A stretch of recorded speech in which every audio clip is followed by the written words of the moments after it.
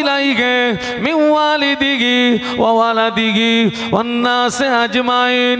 আল্লাহ নবী বললেন, তোমরা ততক্ষণ পূর্ণাঙ্গ মুসলমান হতে পারবে না যতক্ষণ না পর্যন্ত তোমার পিতা, তোমার সন্তান, সমস্ত মানুষ অপেক্ষা আমি রাসূলুল্লাহ আমাকে না ভালোবাসবে ততক্ষণ পর্যন্ত পূর্ণ মুসলমান হতে পারবে না। বিবি, বাল, বাচ্চা সবকিছুকে তুচ্ছ করে দিয়ে দিনকে প্রতিষ্ঠিত করার জন্য, ইসলামকে প্রতিষ্ঠিত করার জন্য নবী সাহাবী ফিদা হয়ে বেরিয়ে পড়লেন। সুবহানাল্লাহ বলুন। পিছন দিক দিয়ে বাচ্চাগুলো আব্বা আব্বা আব্বা আব্বা আব্বা, একবারের জন্য ফিরে তাকালেন না। কারা কাঁদে, কারা দৌড়ায়, একটু জোরে বলুন।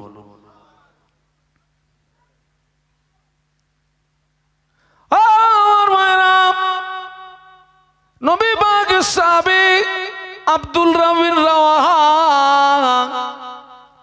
বাড়িতে চলে গেলেন। ওই দিন ছিল তার বাসর রাত, ফুল সজ্জার রাত। নবী সাহাবী ঘরে গিয়ে শোনেন বিবি কোরআন তেলাওয়াত করছে। সালাম দিয়ে বললেন, বিবি আমার সালাম না, কোরআন তেলাওয়াত একটু বন্ধ করো। আল্লাহ নবী আমাকে সেনাপতির দায়িত্ব দিয়েছেন, তোমার সঙ্গে বিবাহ হলো, তোমার হক আমি আদায় করতে পারলাম না। বিবি, আল্লাহ নবী আমাকে সেনাপতির দায়িত্ব দিয়েছেন, বিদায় নিতে এসেছি, কোনো যদি ভুল হয়ে যায় আমাকে মাফ করে দিও, আমাকে বিদায় দাও। বিবি বলে, প্রাণের স্বামী, আপনার সঙ্গে আমার বিবাহ হলো, কোনো দেখা হলো না, সামান্য একটু দেখা হলো। আল্লাহ নবী আপনাকে যুদ্ধের ময়দানে সেনাপতির দায়িত্ব দিয়েছেন, আমি আপনাকে বাধা দিতে পারি না। তবে একটা কথা বলবো, আপনি আমার ঘরের ভিতরে একটু আসুন। স্বামী, আপনি আমার ঘরের ভিতরে একটু আসুন। নবী সাহাবী বললেন, বিবি না, আমি ঘরের ভিতরে যাব না। ঘরের ভিতরে গেলে তোমাকে দেখে আমার ভালোবাসা জন্মাবে, প্রেম জন্মাবে, ঘরের ভিতরে আমি যাব না। নবী সাহাবীর স্ত্রী বলেন, প্রাণের স্বামী, আল্লাহর নামের কসম করে বলছি, ঘরের ভিতরে আসুন। ভালোবাসা নিবেদন করব না, প্রেম নিবেদন করব না, আমি শুধু আপনার চেহারাটা একটু দেখে রাখতে চাই, যাতে করে কিয়ামতের কোটি কোটি কোটি কোটি কোটি কোটি কোটি কোটি মানুষের মাঝখানে আমি যেন আপনাকে স্বামী হিসাবে চিনে নিতে পারি। একটু মহব্বতে বলুন না, একটু আওয়াজ দিয়ে বলুন না। নবী সাহাবী বললেন, বিবি, এরাদা যদি তোমার এই হয়, আমি যে রাস্তায় জীবন দিতে যাচ্ছি ওই রাস্তার উপরে তুমি প্রতিষ্ঠিত থাকবে। কিয়ামতের দিন আল্লাহ তোমাকে আর আমাকে স্বামী স্ত্রী হিসাবে পরিচয় করিয়ে দেবে। একটু মহব্বতে বলুন। পারবো? আমরা পারবো? হ্যাঁ,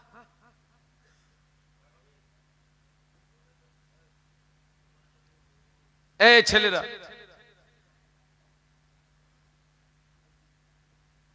তিনজন সাহাবী এই যুদ্ধে রাসূলুল্লাহ যাননি, এই যুদ্ধে আল্লাহর নবী যাননি। 3000 সাহাবী নিয়ে 3000 সাহাবী যুদ্ধের ময়দানে রওনা হলেন। ময়দানে গিয়ে আল্লাহর নবীর পালক পুত্র যায়েদ আগে ময়দানে নামলেন। আগে ময়দানে নেমে কয়েকজন কাফেরকে জাহান্নামার টিকিট কেটে পাঠিয়ে দিলেন। দ্বিতীয়বারে হযরত নবীজির আল্লাহ নবী সাহাবী জাফর বিন আবি তালেব এক হাতে তলোয়ার নিয়েছেন, অপর হাতে ইসলামের ঝান্ডা নিয়েছেন। ময়দানে নামলেন, ময়দানে নেমেছেন। কাফেররা নবী সাহাবী সাহাবী জাফর বিন আবি তালেবের বাম হাতে আঘাত করলো, বাম হাতটা কেটে গেল। নবী সাহাবী ডান হাতে তলোয়ার ধরলেন, ডান হাতে ওরা আঘাত করলো, ডান হাতটাও কেটে গেল।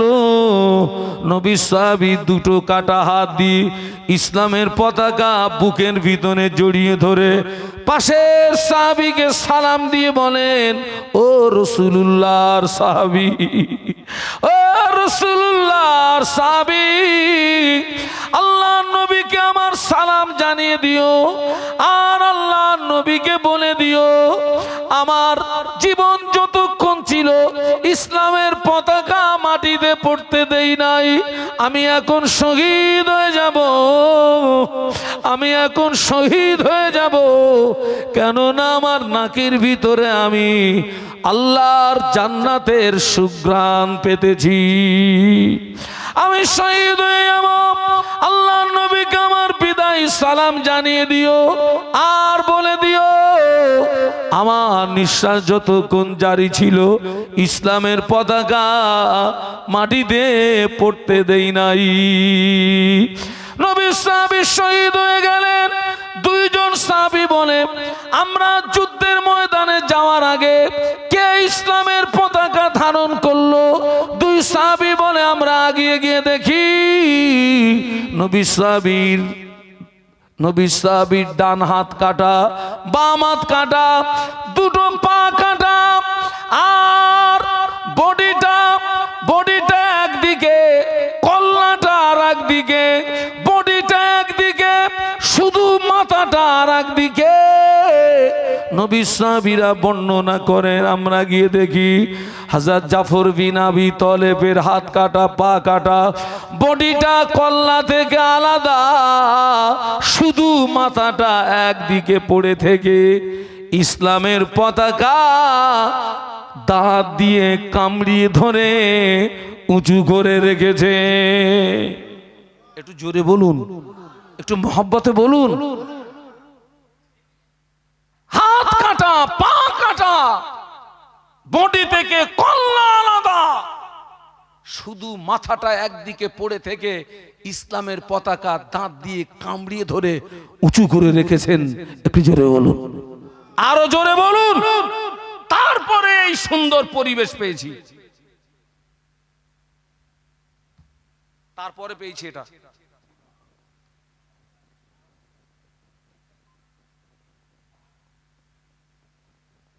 সেই ইসলাম আমি আপনাদেরকে বলবো, আমরা একটু সংযত হই, আমরা একটু পরিবর্তন হই, আমরা একটু ভালো হই। আমরা অধিকাংশ মানুষ আমরা হচ্ছে জ্ঞান পাপী। কি পাপী? বলুন বলুন, কথা বলুন। আমরা জ্ঞান পাপী, আমরা সব জানি, সব জানার পরেও আমরা শরীয়ত, বড় বড় শরীয়ত বিরোধী কাজ করি। ঠিক বলছি না ভুল বলছি? সব জানি আমরা।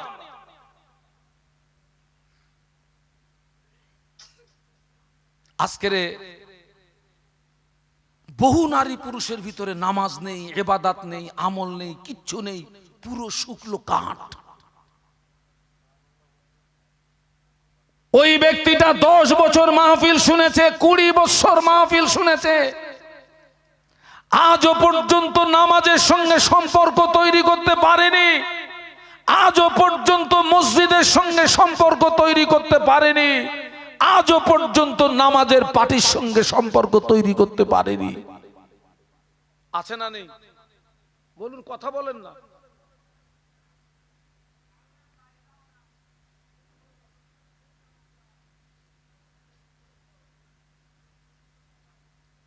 কারোর যদি মনে এই বিশ্বাস হয় দুনিয়া খাও দাও ফুর্তি করো,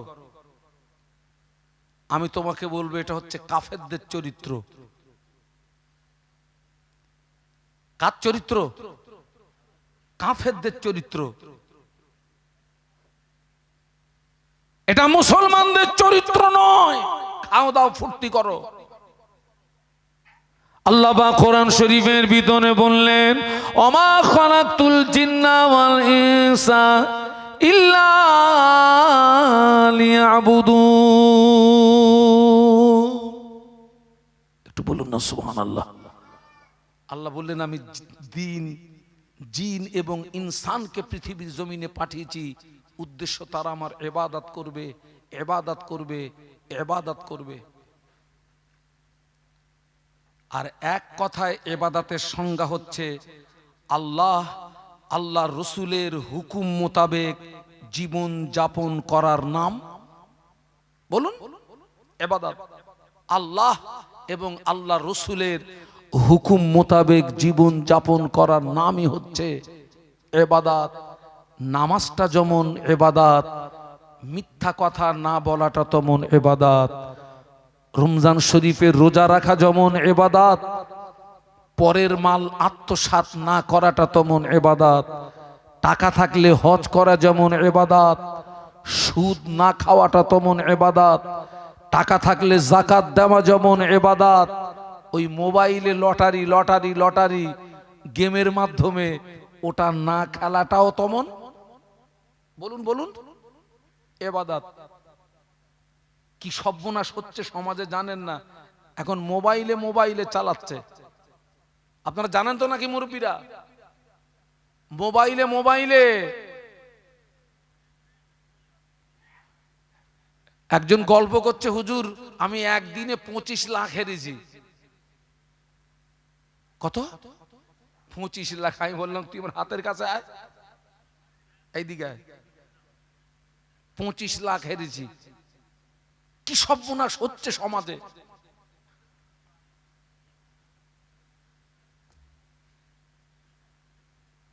কি সর্বনাশ হচ্ছে সমাজে।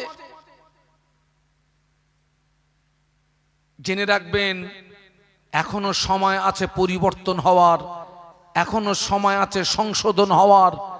এখনো যদি পরিবর্তন না হই, এখনো যদি সংশোধন না হই, দমটা ফুরিয়ে গেলে পরিবর্তনের দরওয়াজা বলুন বলুন জনমের মতো বন্ধ হয়ে যাবে।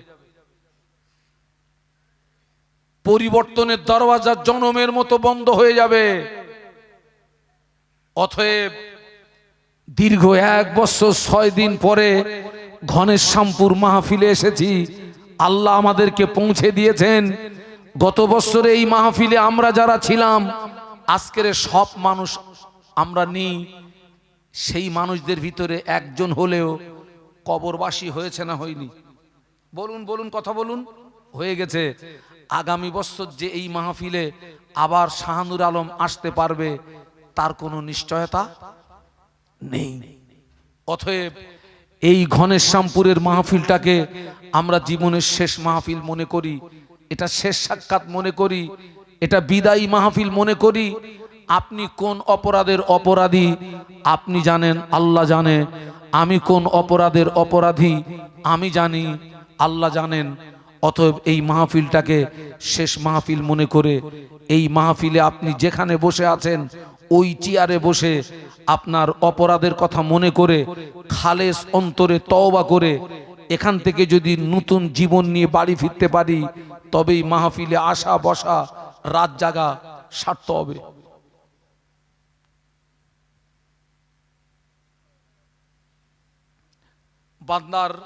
বান্দার গোনা যদি হয় আসমান পর্যন্ত, আল্লাহ পাকের ক্ষমা আরশে আজিম পর্যন্ত। একটু সুবহানাল্লাহ বলুন। সেই আল্লাহ আজও আছে না নেই? বলুন বলুন। আল্লাহ পাক কোরআন শরীফের ভিতরে বললেন, কুল ইয়া ইবাদিয়াল্লাযীনা আসরাফু আলা আনফুসিহিম লা তাকনাতু মির রাহমাতিল্লাহ ইন্নাল্লাহ ইয়াগফিরুদ যুনুবা জামিআ ইন্নাহু হুয়াল গফুরুর রাহিম। একটু বলুন না আল্লাহু আকবার। একটু আওয়াজ দিয়ে বলুন আল্লাহু আকবার।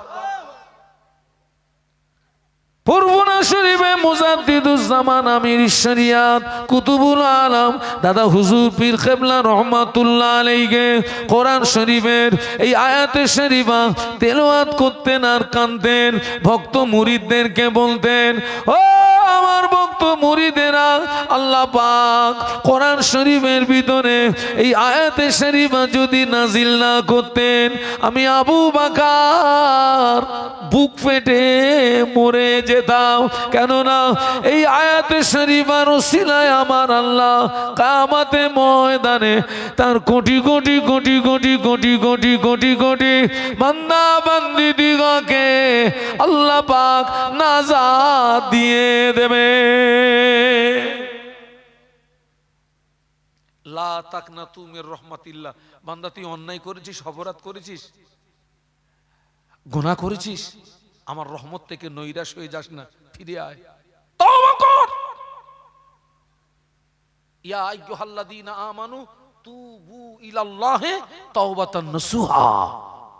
ফিরে আয়। তওবার বাংলা মানে প্রত্যাবর্তন করা, ফিরে আসা। ফিরে আয়।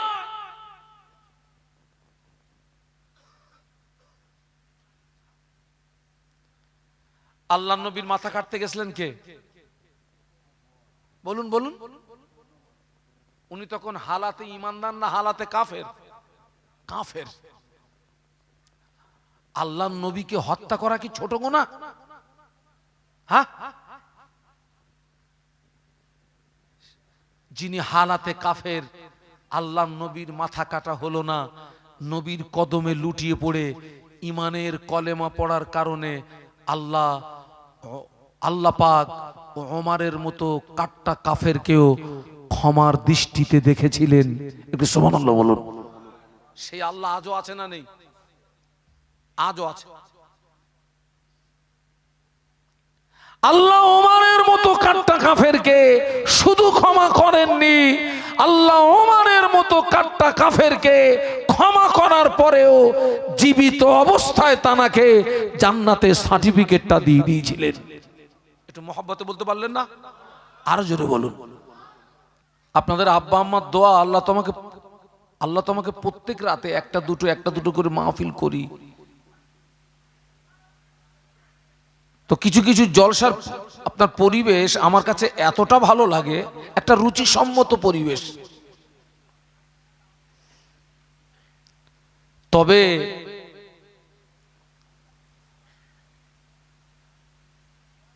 এই যে সুন্দর একটা পরিবেশ আমরা পেয়েছি, এই সুন্দর পরিবেশ কিন্তু আমরা সহজে পাইনি। এই সুন্দর পরিবেশ পর্যন্ত পৌঁছাতে গিয়ে বিশ্বনবী মুহাম্মাদুর রাসূলুল্লাহ সাল্লাল্লাহু আলাইহি ওয়াসাল্লামকে 13 বছর মক্কার জমিনে মার খেতে হয়েছিল। এই সুন্দর আপনার পরিবেশ আমরা পেয়েছি। এই সুন্দর পরিবেশ এই পর্যন্ত আসতে গিয়ে আল্লাহর নবীর দান্দান মোবারক শহীদ হলো। তায়েফের মাটিতে বিশ্বনবীর শরীরের রক্ত দিতে হলো। হাজার হাজার সাহাবীর জীবন কুরবান দিতে হয়েছে। তারপরে আমরা এই সুন্দর পরিবেশ পেয়েছি। হাজার হাজার সাহাবীর জীবন কুরবান দিতে হয়েছে।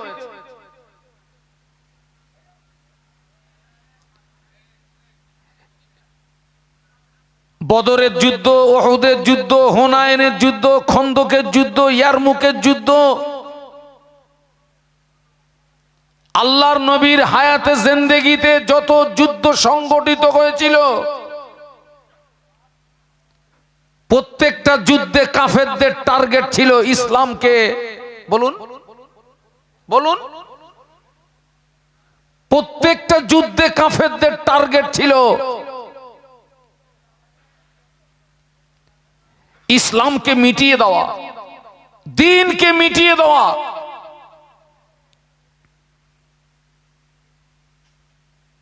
আপনাদের স্মরণ থাকা উচিত,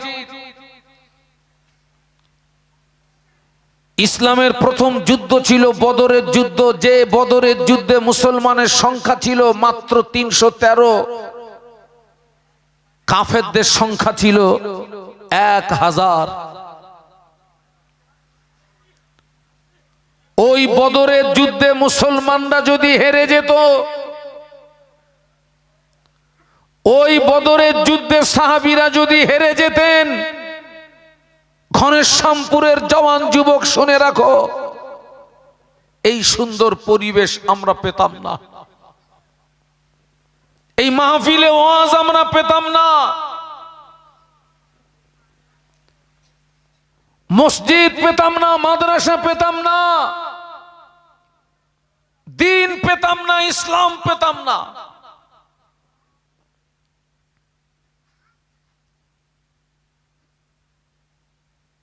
সবচেয়ে দুঃখ এবং কষ্ট হচ্ছে মাহফিল হচ্ছে প্রচুর,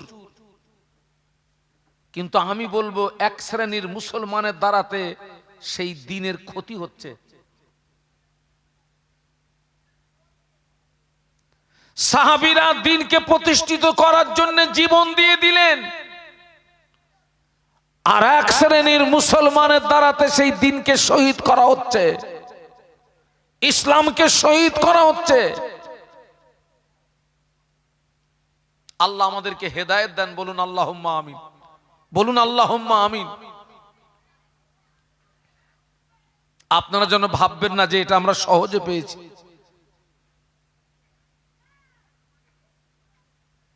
এ পরিবেশ সহজের পরিবেশ নয়, সস্তার পরিবেশ নয়।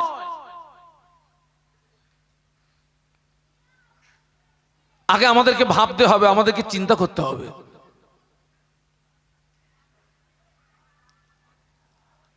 আজকের ঘনশ্যামপুরে এই মাহফিল হচ্ছে, কয়েক লক্ষ টাকা খরচ হচ্ছে আপনাদের এই ঘনশ্যামপুর থেকে। আমি আপনাদেরকে বোঝানোর জন্য বলছি, মাহফিলের বাজেট যদি 2 লক্ষ টাকা হয়, এই মাহফিল উপলক্ষে প্রত্যেকটা বাড়িতে 2-5 জন 10 জন করে মেহমান আসছে, তো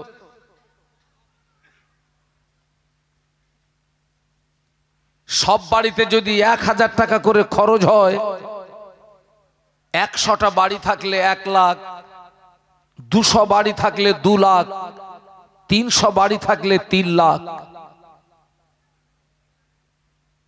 আজকের আপনাদের এই ঘনশ্যামপুর গ্রাম থেকে কয়েক লক্ষ টাকা খরচ হচ্ছে।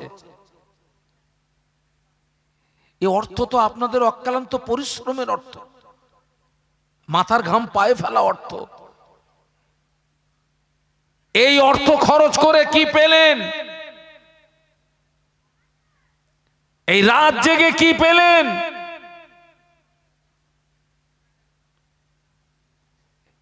লক্ষ লক্ষ টাকা খরচ করা স্বার্থ হবে, রাত জাগা স্বার্থ হবে, আলেমদের গলা ফাড়িয়ে কথা বলা স্বার্থ হবে। যদি আজকের ঘনশ্যামপুরে এই মাহফিল হওয়ার পরে এই গ্রামের 5টা বেকা মানুষ যদি সোজা হয়, ঠিক বলছি না ভুল বলছি? এই গ্রামের 5টা নারী পুরুষ বেকা মানুষ যদি সোজা হয়, তবে এই লক্ষ লক্ষ টাকা খরচ করা সার্থ হবে। বেকা যদি বেকাই থাকে, একেবারে কিছু পাবেন না বলতে পারবেন না, বিরিয়ানি রেডি আছে, ওটা পাবেন।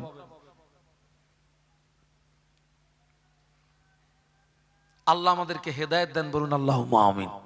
একটু মহব্বতে বলুন না। ওয়াজ তো আল্লাহ পাকের শান, আল্লাহ যতদিন বাঁচিয়ে রাখবে ওয়াজ শোনা হবে। আল্লাহ পাক যতদিন বাঁচিয়ে রাখবেন। আমি তো একটা ছোট হুজুর, কত সব বড় বড় হুজুর আছে। 27 সালের খবর এখন থেকে নেয়। এটা কত সাল? 25, এখনো শেষ হয়নি। এরপরে 26, তারপরে এখন থেকে আমাকে খোঁজ নিচ্ছে, হুজুর 27 সালের অমুক ডেটটা ফাঁকা হয়। আমি বলি বাবা আমি এখনো অত বড় হুজুর হইনি বাবা, একটু আল্লাহ হায়াতে রাখলে কাছাকাছি খবর লিস, তারপরে দেখা যাবে। মাহফিল প্রচুর হচ্ছে, কাজ কতটা হচ্ছে, লাভ কতটা হচ্ছে একটু ভাবুন না।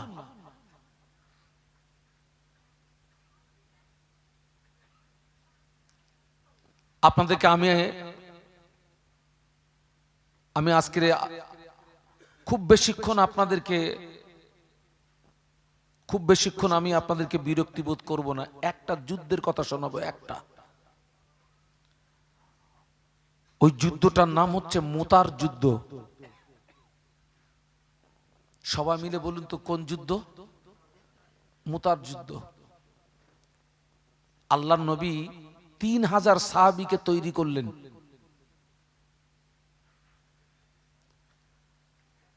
ক হাজার? মাত্র 3000।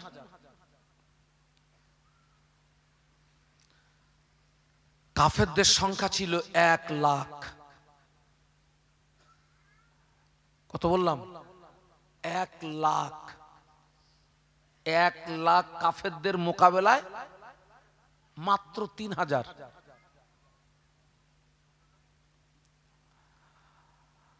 আজকের যে সুন্দর পরিবেশটা পেয়েছি ছেলেরা, আমরা কিভাবে পেলাম? এই যে জান্নাতি পরিবেশ, এই পরিবেশটা কি পরিবেশ বলুন তো? সবাই মিলে একটু বলুন। জান্নাতি পরিবেশ। এই ছেলেরা আমার দিকে তাকাও। আপনি এই মজলিসে আপনি যতক্ষণ বসে থাকবেন আপনার নামায় আমলে কোনো গোনা লেখা হবে না। সুবহানাল্লাহ বলুন। বরং আপনার নামায় আমালে কি আল্লাহ আপনাকে সওয়াব দেবেন।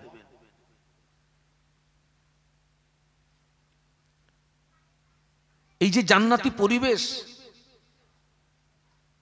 মদিনা শরীফে একটি জান্নাতের আপনার টুকরা আছে, যেটাকে বলা হয় রিয়াজুল জান্নাহ। সবাই মিলে বলুন কি বলা হয়? রিয়াজুল জান্নাহ। আল্লাহ নবী পাক জবানে বলেছিলেন, মা বাইনা বাইতি ও মিম্বারি রাউযাতুম মির রিয়াদিল জান্নাহ। আল্লাহ নবী যেখানে দাঁড়িয়ে খুতবা দিতেন, ওখান থেকে শুরু করে আল্লাহ নবী মাজার মুকাদ্দাস, মাঝখানে যে খালি জায়গা, ওই জায়গাটা হলো জান্নাতেরই টুকরা। ওখানে দোয়া চাইলে ওই দোয়াটা আল্লাহ পাকের দরবারে কবুল হয়ে যায়। একটু মহব্বতে বলুন। ওই যে যারা হজ পাকে যান, উমরায় যান, হজে যান, উমরায় যান, এখন সৌদি সরকার খুব সুন্দর একটা নিয়ম করেছেন। সবাই রিয়াজুল জান্নাতে আপনি কি বলেন 2-5 মিনিট হলেও সবাই সেখানে পৌঁছাতে পারে। কিন্তু এমন একটা সময় ছিল হাজিরা 10 ঘন্টা 10 ঘন্টা 10 ঘন্টা 8 ঘন্টা 10 ঘন্টা ইন্তেজার করেও অনেকে ওই রিয়াজুল জান্নাত পর্যন্ত ওখানে পৌঁছাতে পারতো না।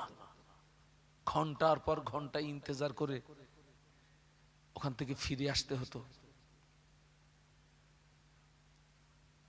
আপনার এখন দেখছি যারা আপনার উমরায় যাচ্ছেন, সৌদি সরকার এমন সুন্দর একটা নিয়ম করেছেন, প্রত্যেকটা উমরাকারী নারী এবং পুরুষ 5 মিনিটের জন্য হলেও রিয়াজুল জান্নাহ পর্যন্ত পৌঁছাতে পারে। একটু বলুন সুবহানাল্লাহ। এই জায়গাটা হচ্ছে জান্নাতের একটি অংশ, জান্নাতের একটি টুকরা। এবং আপনারা জেনে রাখবেন, এই পরিবেশ থেকে, এই জান্নাতি পরিবেশ থেকে অনেক মানুষ ওয়াজ শুনে বেনামাজি থেকে নামাজি হয়েছে, বেরোজদার থেকে রোজাদার হয়েছে, বেশরিয়াতধারী থেকে শরিয়াতধারী হয়েছে। এবং এই রকম মাহফিলে ওয়াজ থেকে অনেকে ওয়াজ শুনে আমল করে আমল করে আমল করে সাধারণ মানুষ থেকে আল্লাহর ওলি হয়ে গিয়েছে। একটু জোরে বলেন না। সাধারণ মানুষ থেকে আল্লাহর ওলি হয়ে গেছে।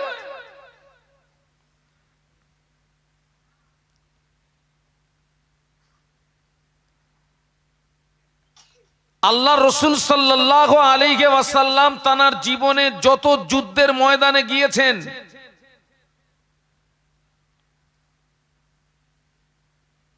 বিশ্ব নবী এবং নবীর সাহাবীগণ আগে কাফেরদেরকে আঘাত করেননি। কাফেররা আগে আঘাত করেছেন, সাহাবীরা সেই আঘাতকে বলুন বলুন প্রতিহত করেছেন। আর সেই প্রতিহত করতে গিয়ে সামনের মাথায় যে কটা পড়ছে, সামনের মাথায় যে কটা এসেছে জাহান্নাম পর্যন্ত পৌঁছে গিয়েছে। কিন্তু বাবা, সাহাবীরা যে দিনকে প্রতিষ্ঠিত করার জন্য, বিশ্ব নবী যে দিনকে ইসলামকে প্রতিষ্ঠিত করার জন্য সাহাবীদেরকে নিয়ে যে ময়দান পর্যন্ত গিয়েছেন, আচ্ছা আপনারা বলুন তো সাহাবীদের ঈমান কত মজবুত ছিল। স্বাভাবিক মউত, আর যুদ্ধের ময়দানে যেতে গেলে তো মৃত্যুর জন্য প্রস্তুতি নিয়ে যেতে হয়। স্বাভাবিক মউত আর যুদ্ধের ময়দানের মউত, দুটি মউতকে আপনি এক পাল্লায় রাখবেন না। স্বাভাবিক মউত আর যুদ্ধের ময়দানের মউত আসমান জমিনের মতো পার্থক্য, এতটা ব্যবধান। নিজেকে প্রস্তুতি নিয়েই যেতে হয়, নিজেকে তৈরি হয়েই যেতে হয়। আর আমি ফিরবো না, বিবি এতিম হবে, ছেলে এতিম হবে, মেয়ে এতিম হবে, বিবি বিধবা হবে, ছেলে এতিম হবে, মেয়ে এতিম হবে, বাপ সন্তান হারা হবে, মা সন্তান হারা হবে।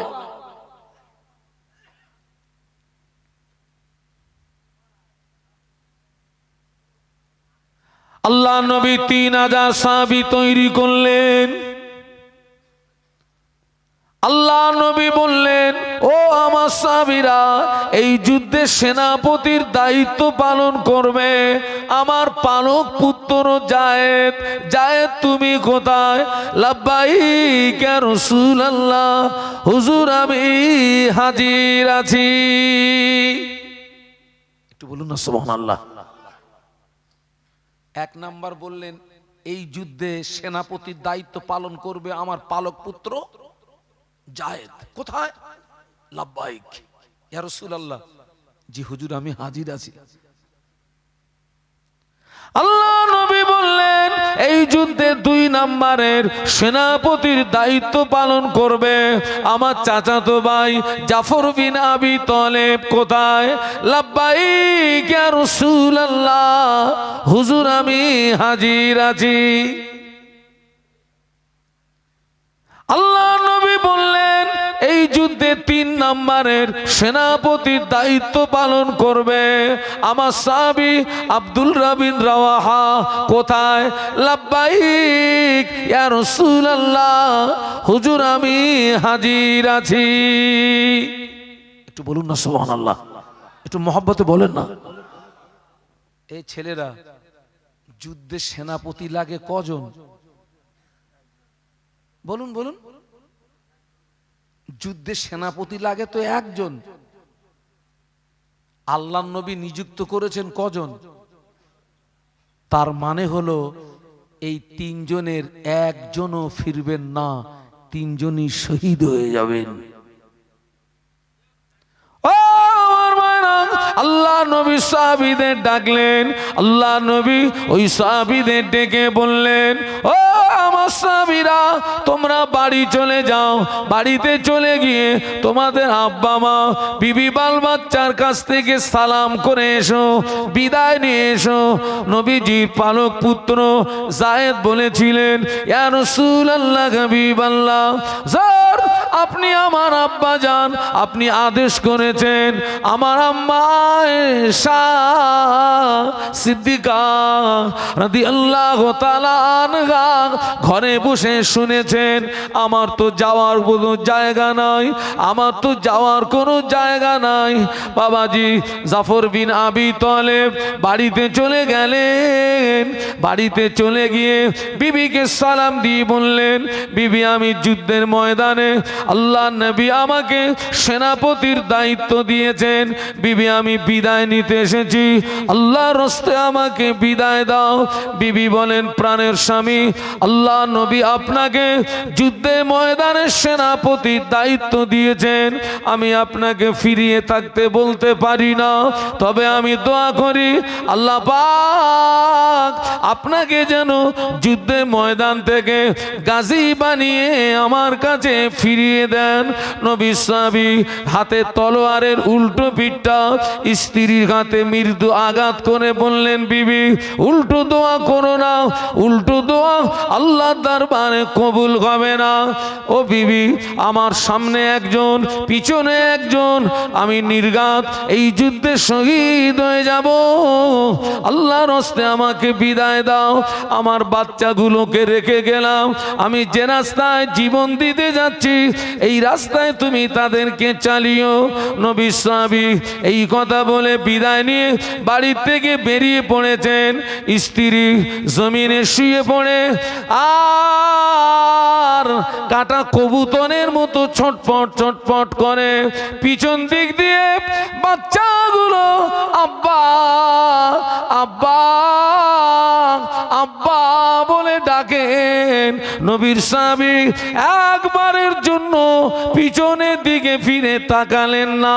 কারা কাঁদে কারা দৌড়ায়, একটু বলুন না সুবহানাল্লাহ, একটু জোরে বলেন না, একটু মহব্বতে বলেন না। বিবি বাল বাচ্চাকে তুচ্ছ করে দিয়ে দ্বীনকে প্রতিষ্ঠিত করার জন্য, ইসলামকে প্রতিষ্ঠিত করার জন্য বিদায় নিয়ে চলে আসছেন।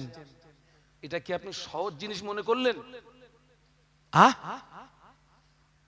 আল্লাহ নবী বলেছেন, রাওয়াইতু উমার ওয়া ইয়াসিরু ফিল জান্নাতি, আল্লাহ নবী বললেন আমি আল্লাহ নবী আমি নিজে চোখে দেখেছি ওমর জান্নাতের ভিতরে ঘুরছে।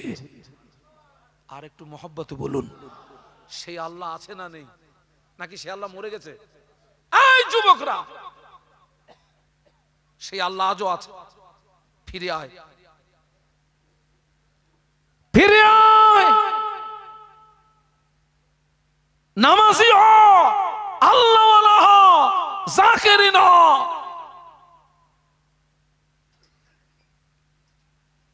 এখনো সময় আছে।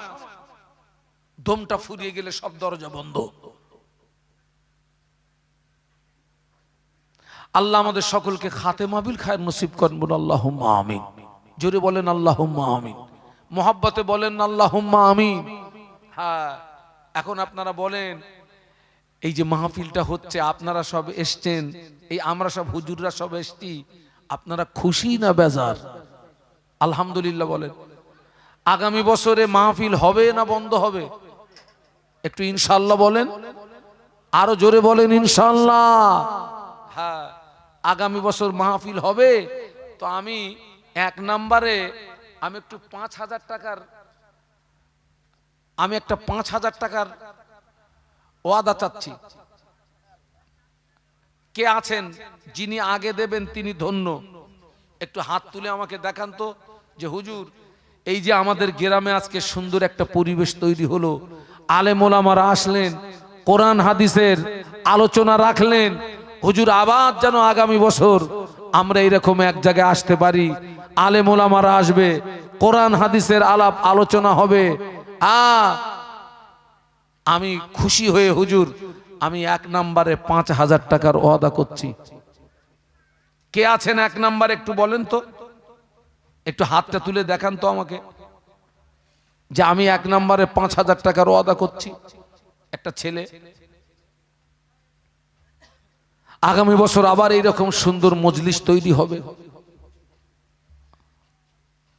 ওলামারা আসবেন, মেহমানরা আসবেন, আজকের দোয়া হবে এখানে, আখেরি মোনাজাত। আমরা সব চোখের পানি দিয়ে কাঁদবো, চোখের পানি দিয়ে দোয়া হবে।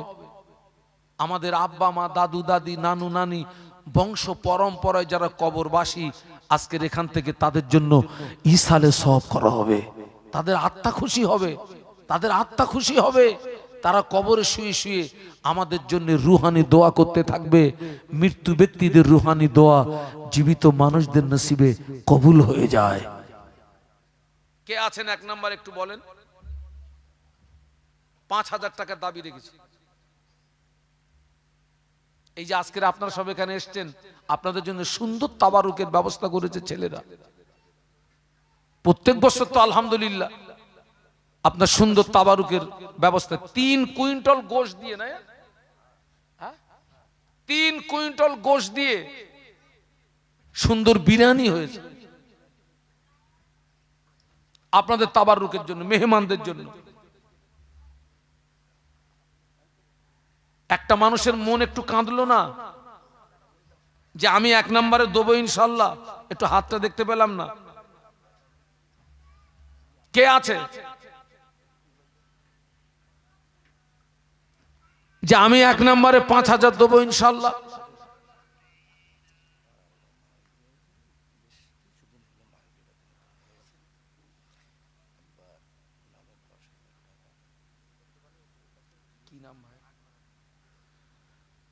মোহাম্মদ আকবর আলী মন্ডল। আমি চেয়েছি কত? আরে আপনারা কি বোবা টোবা নাকি? কি জানে না, সব বোধহয় এতেকাফের নিয়ত করেছে। 5,000 আকবর আলী মন্ডল সাহেব, উনি আমার কানে কানে বললেন, হুজুর মাস 2 মতো হলো আমার আব্বাজান ইন্তেকাল হয়ে গেছে, আমি আমার আব্বাজানের সবরেসানির জন্য আমি 1 নম্বরে 10,000 টাকা দেবো। খুশি না বেজার? কই কিরকম খুশি ছেলেরা? একটু খুশির তকবীর দাও তো, নারাই তাকবীর। এ তো 5:30টার তকবীর দিলি, আমি কি 5:30টার হুজুর? এখনো তো 3টেও বাজেনি। একটু জোরে জোরে তকবীর দাও না, নারাই তাকবীর। আল্লাহ পাক আমার বায়ের ওয়াদা কবুল করুন। আল্লাহ পাক এই সওয়াব আমার বায়ের আব্বা জানের রুয়ে পৌঁছে দিন। ও রব্বুল আলামিন, আল্লাহ পাক আমার বায়ের আব্বা জান কি অবস্থায় কবরে শুয়ে আছে আমি জানি না। ভাইয়ের আব্বা জানের কবরে যদি কোনো কারণবশত আযাব হয়, এই দানের বা বারকাতে আযাবে কবর মাফ করে দিন, অন্ধকার কবর আলোকিত করে দিন, সংকীর্ণ কবর কুশাদা করে দিন। ওনার আব্বা জানের রুগানি দোয়া সন্তানদের নসিবে কবুল করুন, বলুন আমিন। আল্লাহ আমার মায়ের সংসারে অভাব দেবেন না, অনটন দেবেন না, বাচ্চাদের ভুকা রাখবেন না। আল্লাহ আমি অদম এই গভীর রাতে দোয়া চাই, আমার ভাইকে মরণের আগে একবার দিদারে কাবা, দিদারে মদিনা যাওয়ার মতো তৌফিক দি। মোহাব্বতে বলুন আল্লাহুম্মা আমিন। 1 নাম্বার যেহেতু 10,000 হলো, তাহলে 2 নাম্বারটাও 10 হবে। জোড়া জোড়া জোড়া। আমাকে একটু গরম পানি চেয়েছিলাম। 2 নাম্বারে কে আছে? অন্তত আমি তো চেয়েছিলাম 5,000, তো যেহেতু আল্লাহ পাকের রহম হয়ে গেছে 10,000, তো বাবা 10-এর একটা জোড়া হোক, যে আমি 10 দেবো ইনশাল্লাহ। যে হুজুর আমার আব্বার সবরেসানি, মায়ের সবরেসানি, আমার দাদু দাদির সবরেসানি, আমার নানু নানির সবরেসানি, একটু বলেন। আচ্ছা মিজান ভাই কোথায়? আমি ভাইকে একটু স্টেজে ডাকছি, স্টেজে।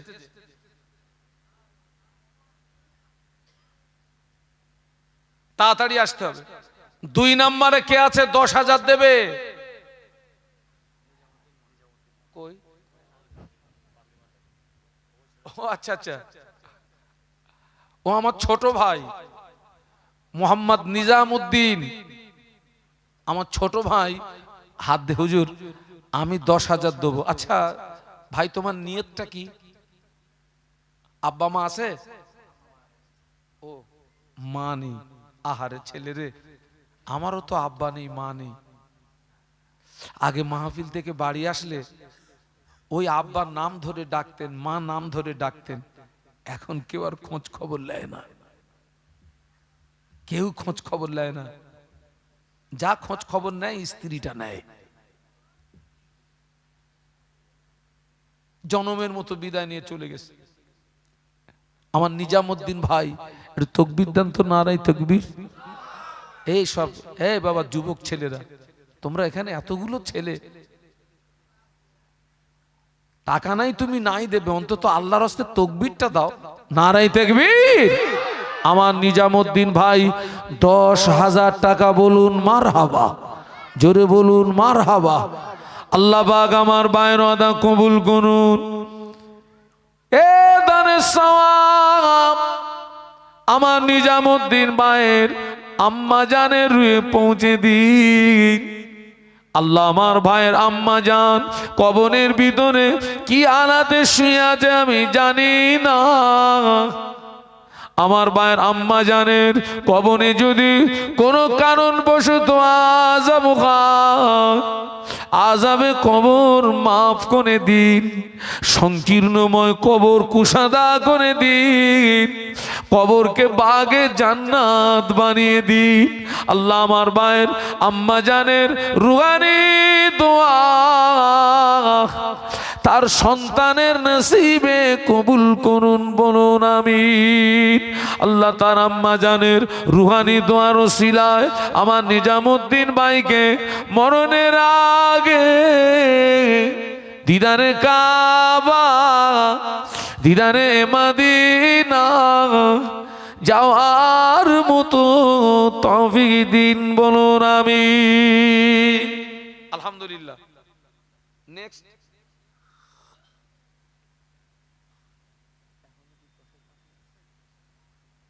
বাবা, মাগরিবের ফরজ নামাজ করাকাত। এই খোকা তোরা নামাজ কালাম পড়িসনি? হ্যাঁ, তা এত লেট করলি কেন? দেখবি আমি নামবো, দেখবি স্টেজতে। হ্যাঁ, মাগরিবের ফরজ নামাজ করাকাত 3 রাকাত। ও 3 হলো কেন? তার মানে আর একটা 3 চাচ্ছে। 3 নম্বরে 10,000 কে আছে যে হুজুর আমি 3 নম্বরে 10,000 দেবো ইনশাল্লাহ? আলহামদুলিল্লাহ। শফিকুল, কত সুন্দর সুন্দর নাম আসছে দেখুন তো।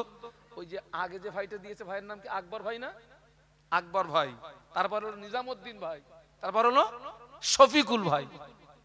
তবে আকবর ভাই মনে হচ্ছে আমার বড়, নাকি বলেন দিন? হ্যাঁ বড় হবে।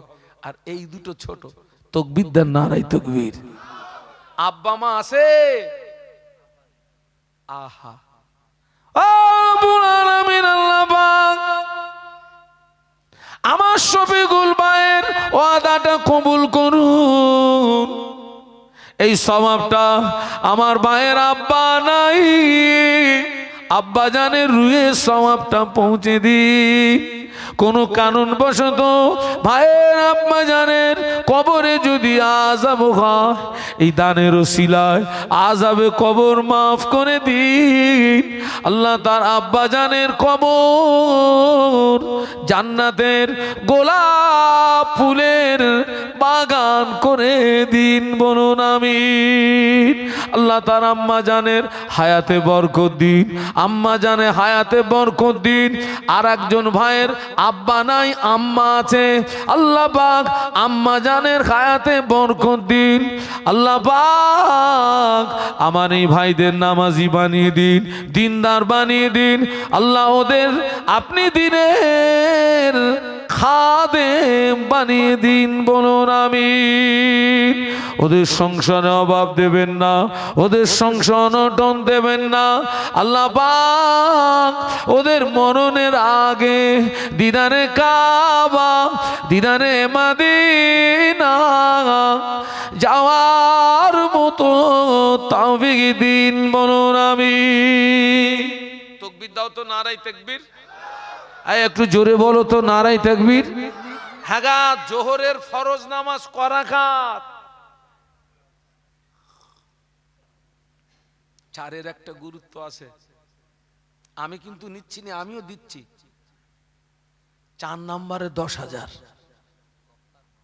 কই আমার গফফার ভাই কই? আলহামদুলিল্লাহ, গফফার ভাই। ও আচ্ছা, আমার ওই যে কি বলে প্রথমবারে যে আকবর ভাই দিছিলেন, ওনার ভাইপো, দাদু নাই।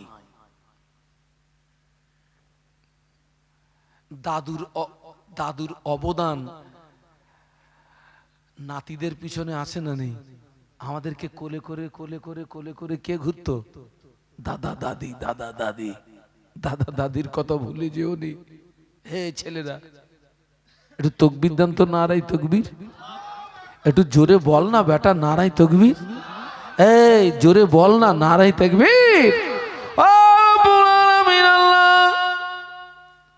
আমার ভাই থাকতে পারে না, দাদুজির কথা মনে পড়ে গিয়েছে। দাদু সবরেশানির জন্য 10,000 টাকা ওয়াদা করলো। আল্লাহ আপনি ওয়াদা কবুল করুন, আল্লাহ আমার ভাইয়ের মনের আশা পুরা করুন, আয়রুজিতে বরকত দিন, কামাইতে বরকত দিন। এ দানের সওয়াব তার দাদুজির রুহে পৌঁছে দিন। আল্লাহ তার দাদুজির কবরে কোনো কারণবশত যদি আযাব হয়, এ দানের বারকাতে আযাবে কবর মাফ করে দিন। ওনার দাদুজির কবর জান্নাতের গোলাপ ফুলের বাগান করে দিন। ওনার দাদি আম্মা জানের হায়াতে বরকত দিন, ভাইয়ের হায়াতে বরকত দিন, আব্বা আম্মার হায়াতে বরকত দিন। আল্লাহ আমার ভাইদের সংসারে অভাব দেবেন না, আমার ভাইদের সংসার অনটন দেবেন না, বাচ্চাদের বুকা রাখবেন না, ওই সংসারে উন্নতি দিন, বলুন আমিন। তাকবীর দাও না, নারায়ে তাকবীর। এই একটু জোরে বল না, নারায়ে তাকবীর। হ্যাঁ, ইসলামের ভিত কটা? এই খোকা, 4-এর পরে কি হয় তাও জানিস নি? হ্যাঁ, ইসলামের ভিত 5। 5 নম্বরে আর একজন দেন। আর আমি 10,000 চাইবো না, এই 5টা শেষ। 5 নম্বরে একজন। ইসলামের ভিত হচ্ছে 5টা। 5-এর একটা গুরুত্ব আছে। কে আছে একটু আল্লাহর রাস্তে হাত তুলে দাও। এতগুলো মানুষ, আবার পর্দার আড়ালে মায়েরা আছে সব। আমি যে দোয়া করছি, আর এই নারী পুরুষ সবাই মিলে কি বলছে? আল্লাহুম্মা বলুন, বলুন আল্লাহুম্মা। একটা নারী আর একটা পুরুষের দোয়া যদি ওই আমিন যদি কবুল হয়ে যায়, তো নসিবটা খুলে যাবে। একটা পুরুষ আর একটা নারীর আমিন যদি কবুল হয়ে যায়, তো নসিব খুলে যাবে। একটু আল্লাহর রাস্তায় হাত তুলে দাও না, যে হুজুর ওই 5 নাম্বারটা আমি দেবো ইনশাআল্লাহ। আর একজন দাও, আর আমি চাইবো না। 10,000। আর একজন কোন ভাই আছে আমার? কই কই শামসুর মোল্লল কই দেখি? আলহামদুলিল্লাহ। তাকবীর দেন, নারায়ে তাকবীর। জোরে বলেন নারায়ে তাকবীর। শামসুল মন্ডল 10,000 টাকা বলুন মারহাবা। আরো জোরে বলুন মারহাবা। একটু কলেমার জিকির, লা ইলাহা।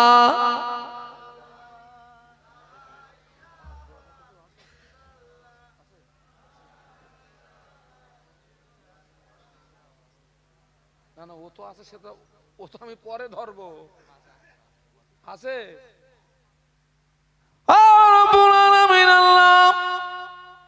ওই ছেলেটা কোন নিয়াতে দিয়েছে আমি জানি না।